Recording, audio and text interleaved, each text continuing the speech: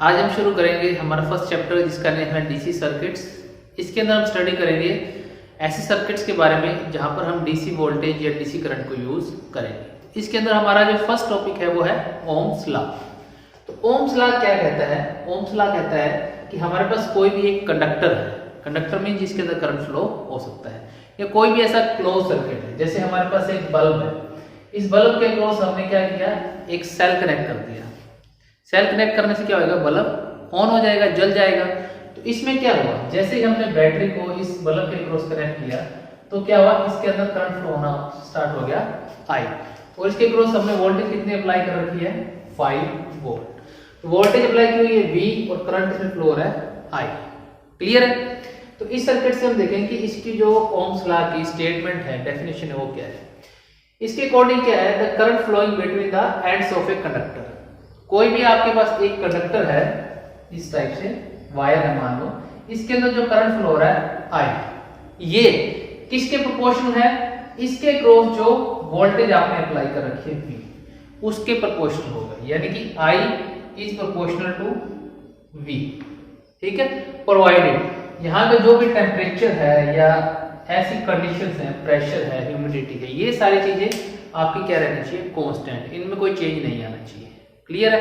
तो अगर ये चीजें कांस्टेंट है तो उस टाइम पर जो करंट फ्लो हो रहा है वो किसके प्रोपोर्शनल होगा, V के। ये करंट किसके प्रोपोर्शनल है, V के। यानी कि V जितना ज्यादा होता जाएगा उतना ज्यादा करंट फ्लो होना स्टार्ट हो जाएगा।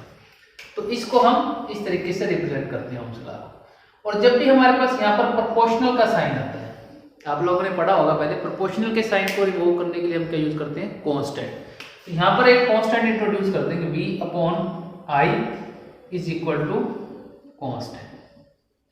ये जो कांस्टेंट है, ये कांस्टेंट कौन सा होगा, V upon I is equal to R।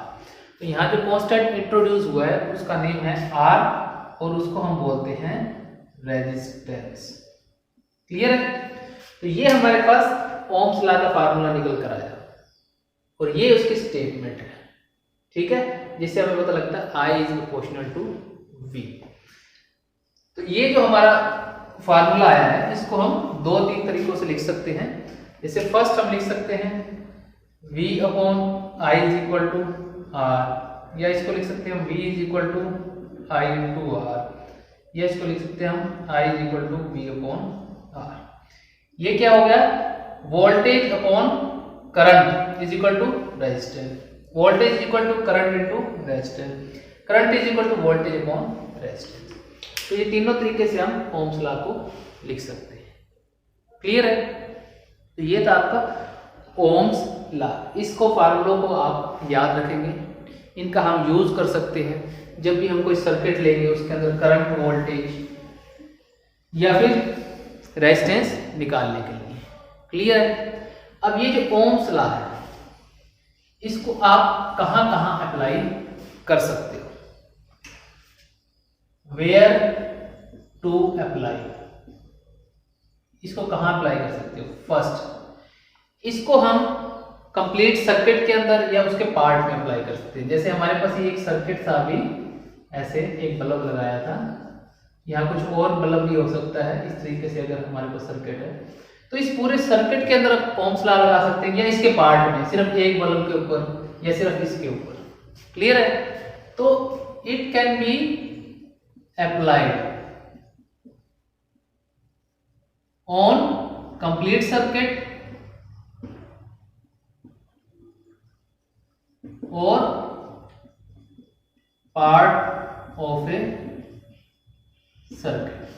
Clear है? तो पूरे सर्किट के ऊपर भी लगा सकते हैं, पार्ट ऑफ द सर्किट के ऊपर भी लगा सकते हैं। दूसरा है, ये AC में भी अप्लाई हो सकता है और DC में भी, दोनों में ये अप्लाई हो सकता है ओम्स लॉ। तो ओम्स लॉ आप कहाँ कहाँ अप्लाई कर सकते हैं, ये उनकी कंडीशन।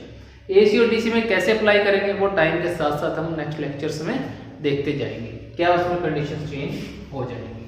क्लियर है? अब इस ओम्स लॉ की हम एक्सपेरिमेंटल वेरिफिकेशन भी कर सकते हैं कि ये जो ओम्स लॉ है हमारा, ये ट्रू है या फॉल्स है, इसकी जो स्टेटमेंट दी हुई है वो ट्रू है या फॉल्स है।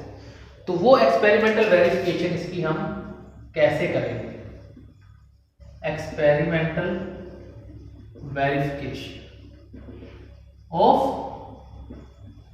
Ohm's law. क्लियर है? तो हम क्या करेंगे, एक कंडक्टर ले लिया हमने जिसका रेजिस्टेंस है R और इसके क्रॉस हमने एक वोल्टेज अप्लाई कर दी। ठीक है, कोई भी वोल्टेज अप्लाई कर दी लाइक 5 वोल्ट, जिससे कि इसमें करंट फ्लो होना स्टार्ट हो जाए।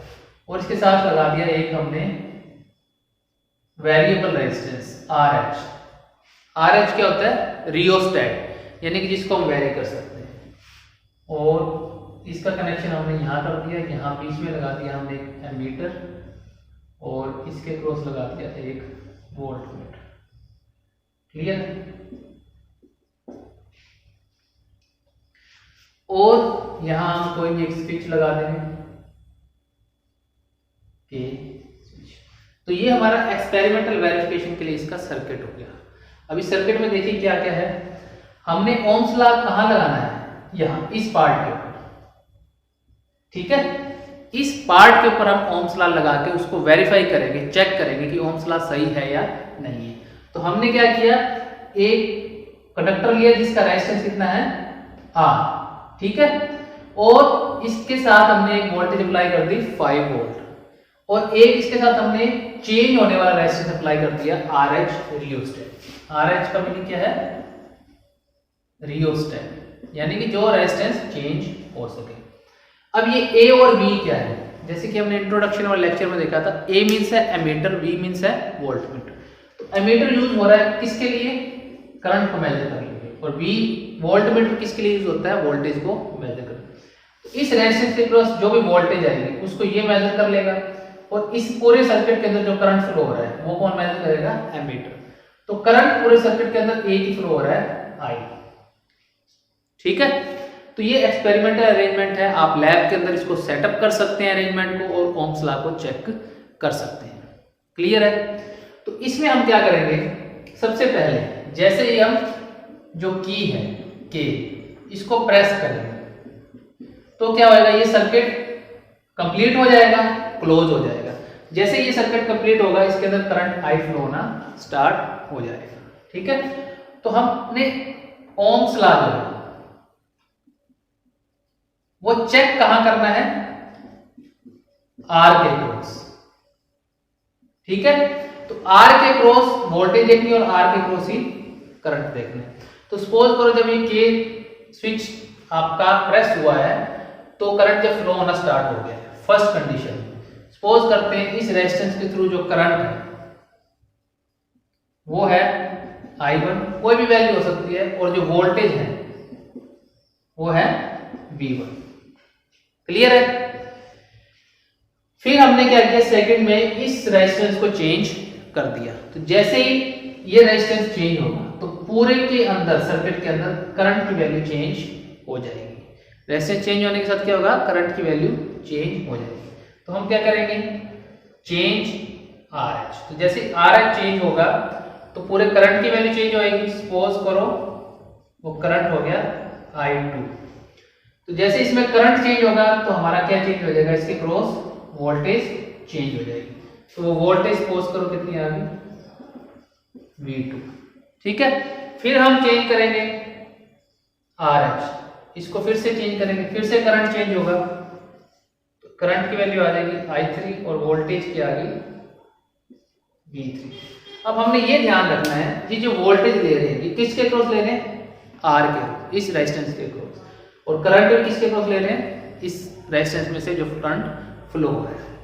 तो जब हमने ये वैल्यूज निकाली और इसके बाद जब हमने देखा V/I1, V2/I2, V3/I3, जब इनको चेक किया हमने कैलकुलेट करके तो ये सारी वैल्यूज इक्वल आ रही थी। V1/I1, V2/I2 और V3/I3, और ये किसके इक्वल आ रही थी, R के इक्वल आ रही थी। ठीक है, तो इसमें हमने क्या देखा कि एक जो कंडक्टर है जिसका रेजिस्टेंस क्या है, R है। ठीक है, इसमें से करंट I1 फ्लो हो रहा है या I2 फ्लो हो रहा है या I3 फ्लो हो रहा है। ठीक है, तो हर कंडीशन में जो I1 करंट है वो V1 के कोरस्पॉन्डिंग I2 V2 के और I3 V3 के कोरस्पॉन्डिंग। ये आपका जो रेशियो है ये क्या रहा है, सेम रहा है, कांस्टेंट रहा है। क्लियर है? तो यहीं से आपका ओम्स लॉ क्लियर हो जाता है। ओम्स लॉ की स्टेटमेंट क्या थी, V अपॉन जो I का रेशियो है वो हमेशा कांस्टेंट रहेगा R के इक्वल। तो तीनों केसों में देखा ये कांस्टेंट रहा। ऐसे आप और भी वैल्यूज चेंज करके और वैल्यूज निकाल सकते हैं, V5 V7 V8 V9 इस तरीके से। सभी में क्या आएगा, ये इक्वल आएगा।